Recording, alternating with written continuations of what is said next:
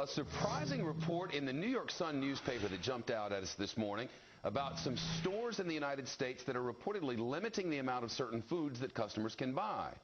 Not talking hard to get gourmet stuff here, but staples like rice and wheat and cooking oil. We're told some, either people or businesses, are hoarding this stuff and stores can't keep them in stock on the shelves. It's the kind of thing that we hear about third world countries, but it's reportedly happening in New York, California, and parts of New England. With us now is the author of that article in the New York Sun this morning. Josh Gerstein is live with us. Josh, good to see you. Great to be here. Who's hoarding food, and what stores aren't letting us buy all we want? Well, mostly the stores that I've heard about are warehouse-type stores that sell the very large quantities, such as Costco's. There's some reports that Sam's Clubs are having the same problem. So that's about businesses buying up a bunch of stuff.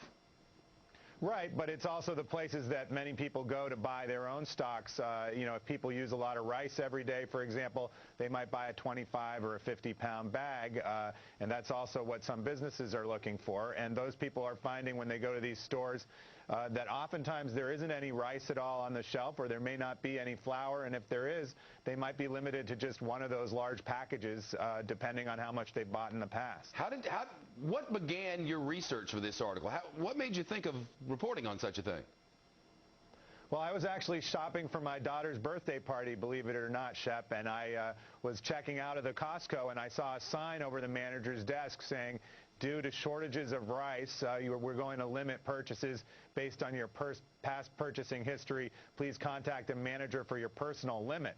And, I've been in this country for many decades now, and I have never seen anything like that in any store when it comes to people buying basic things like flour, rice, or oil. I wonder if we ought to be concerned about that going forward. Is this a sign of things to come, Well, there's been a lot of talk about what the practical impact's going to be, for example, of the U.S. currency really taking a dive in the last few months. And one is that foreigners are coming into this country to buy supplies of wheat, supplies of flour, supplies of rice, and take it back overseas. And, there's even been proposals, I don't think people know this, that the bakers were in Washington last month demanding that the U.S. government ban the export of wheat from this country because they say the prices have gone through the roof and they're going to go out of business. So I think this is going to get worse in the short term before it gets better. Josh Gerstein from the New York Sun newspaper, NewYorkSun.com. Josh, good of you. Thank you.